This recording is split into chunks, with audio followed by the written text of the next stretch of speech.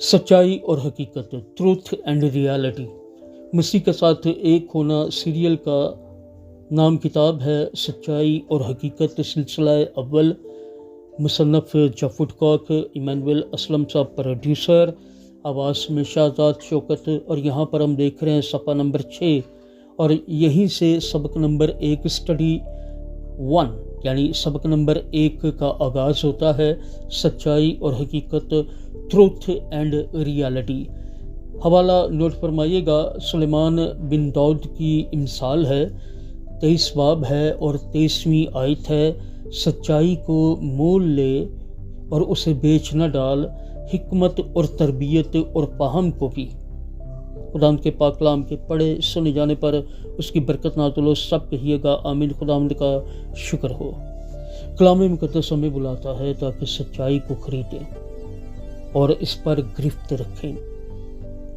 जब हम अपनी रूहानी ज़िंदगी में बालग हो जाते हैं तो हम मसीह में पाई जाने वाली सच्चाई में तरक्की करते हैं। लेकिन सच्चाई है क्या?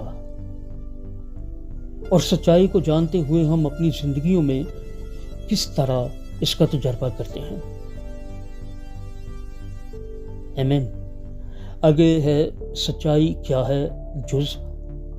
हेडिंग है व्हाट इज ट्रूथ। सच्चाई, ट्रूथ, लिथिया। लिथिया मानी रास्तगोई, हक बात, रास्तबाजी, वफादारी, बिल्कुल दुरुस्त, दयानतदारी, सदाकत, भरोसामंदी और मुसल्लमा अदाबो रसूम। इसके मुतजाद हैं नकली, बनावटी या मसनूई, धोखा या झूठ।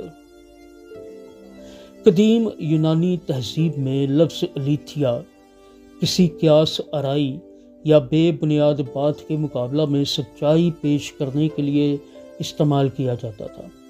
इस लिहाज से सच्चाई का मतलब है एक हकीकत।